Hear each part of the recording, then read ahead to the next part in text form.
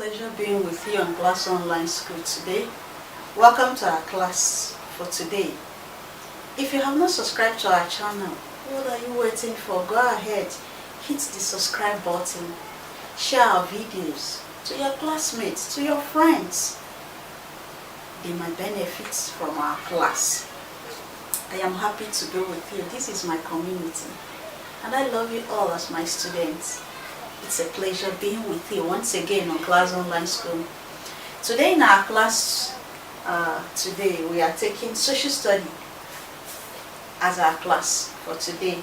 And what are we going to discuss in our class for today? We are going to discuss culture. What is culture? And then we're going to talk about characteristics of culture. So let's start with the very first thing that we need to learn about today: culture. Like you have seen in the board, culture is the whole way of life of the people of a society, which includes their belief system, what the people believe in, their mode of worship, their language, their dressing. It equally cuts across their acts, their food, their greetings. You see, today, a typical Igbo man cannot greet the same like a typical Yoruba man. And a typical Yoruba man cannot greet exactly like an Hausa man. That is because culture is involved. What about our food? You find out that in each cultural group, we have different way we cook our food and different things we eat. All that is what culture is all about. What is the belief system of people? What is their dressing mode? What is their worship? What do they worship? What is their act of worship? Some are Muslim, some are Christian, some are African traditional, practice African traditional religion, and so other things that they worship. And culture influences the way people act. So that is it for culture. Now, have you seen what culture is? It means that culture is something that a particular ethnic group, a particular set of group of people, a particular community practice.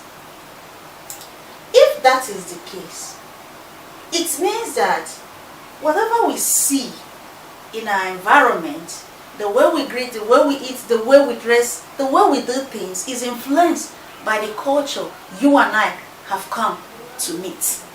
You and I have come to see. So it is a way of life of our people that we've come to imbibe, to take in, and to practice. Now, having seen what culture is, what are the characteristics of culture? The characteristics of culture. I have 9 points listed here. Culture is dynamic, it is learned, it is created, it is shared, it is universal, it's heterogeneous, it is different, adaptive, collective. What does all this involve? We're going to take it one after the other. When we say culture is dynamic, what does it imply? What does it mean? The dynamism in culture means that culture is not static. It's not just standing in a place fixed. Like I'm standing now, I'm fixed in a place, I don't move forward, I don't move backward. That is not what culture is. Culture is not dynamic, it's not fixed, it's not static. It's not static at a point. No. Culture changes. It changes with time. It can be infused. It can interact. It can cut across. That's to say that we can influence our culture. We can infuse other culture into our culture. We can borrow other people's culture into our culture. Generations, as we live, societal improvements, technological improvements, life's environmental factor can influence our cultural way of doing things, can influence us the way we carry out our cultural norms. So culture is not static. It can change. That's the dynamism in it. It can change over time because of technology, because of time, because of situation, and because of other cultures that have come to infuse, cut across, crossbreed our own culture. So that's why we say that culture, it's dynamic. Now we'll talk about its learned. It's not something that you are born inherently. As you are born, you already have it in you that if I grow up, I'm going to dress like this. It's my culture. I'm going to speak like this. It's my culture. No. It's not a gene in us. It is something we learn. It is something we can unlearn too. So culture is learned. It is practice. For example now, I can be an Hausa person, I can be a thief person, and I can equally go ahead and dress like an English person. I can be a typical Yoruba woman and equally dress like an Hausa woman. That's to say, I can learn their way of dressing, I can learn their way of cooking, I can learn their way of greeting. It is learned. You can learn it. You can infuse it into your own culture. You can practice it. You can use it. So culture is learned. Created. Culture can be created. Why do I say that culture can be created? It's the people that create it. Some of this culture will come to meet is our forefathers that created these cultures. They put 1 and 2 together and say this is how it's going to be. So they created it. What we put on, the dress we wear, is the creative act of a tailor.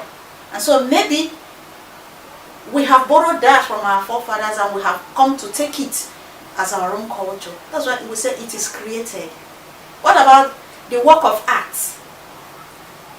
Every cultural group have their architectural kind of art. It is created. It is creative. So culture is created. Culture can be shared. I can share your culture, you can share my culture. I can eat your food, you can eat my food. You can wear my kind of dress, that's my style of dress. I can wear your own style of dress. You can learn my language, I can equally learn your language. So culture can be shared. It crosses across. We can crossbreed it. We can bring in other people's culture into our culture. That's what culture is. So we can share culture between each other. It is not something that cannot be shared. No, it can be shared. Now we'll go to the fifth one is universal. Like, culture is not a personal property. It is not owned by one person. It is not owned by one community. It is not owned by one cultural group. It is universal. It crosses across every part of the world, all over the world. You can bring a white man's culture into a black man's culture, and you can take a black man culture into the white man culture. So it's not an indigenous thing, it's not a property thing, it is not a personal belonging, it's not a fixed asset that is your own, it's not an inherited property. No, it is universal. It can move here and there, infuse, cut across, come in, go out. That's how culture is universal. Then heterogeneous. It means that culture is not indigenous. It's not particularly to a particular set of people. No, it is for all. It's mixed. It can be mixed. A mixture of white man culture to black man culture, a mixture of Yoruba man culture to Hausa man culture, a mixture of Igbo man culture to Edo man culture. That's to say, it is mixture. It can come from here and there. It's not just for one particular set of people. That's why you can give wine as a kind of cola to somebody, while in our typical African setting, it is the palm wine, the spirit drink that we produce from our palm wine too, that is used. But we borrow the wine man culture to give wine because they own wine. So it is heterogeneous as for culture. It differs. Culture cut across different ethnic groups and different countries of the world. It differs. My culture is not your culture. It's not another man's culture. So it differs from place to place, from country to country, from community to community. So it differs. That's another characteristics. Then it's adaptive. You can adapt.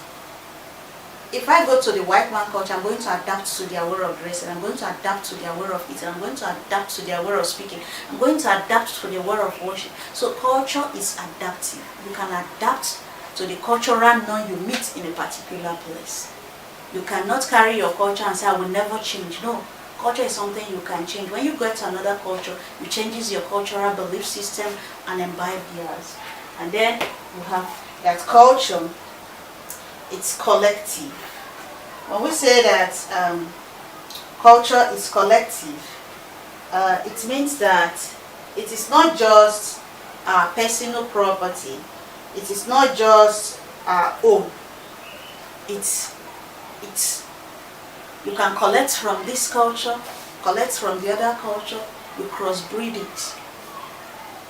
You can bring in Hausa culture, Edo culture, Yoruba culture, white man culture, whichever culture you collect, take from.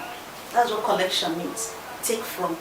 So you can collect cultural belief system, the way of dress, the mood of dressing, the way they eat, their food, their worship, whichever way comprises of culture, their language. That's why you can learn other people's language. So that's it for our class today. We've seen what culture is and we've seen the characteristics of culture. We're still going to do more on culture, on other aspect or under other aspect of what your curriculum entails. Until next time, where we meet, we'll continue with our class. But remember to subscribe, remember to share our videos. Thank you for dropping by. If you want our full detailed class on social study and other courses, you can head over to classonlineschool.com where you can buy our courses. They are all there. Feel free, drop by, and we'll love you. You are a community, you are a friend, you are a student. Thank you very much for being part of us.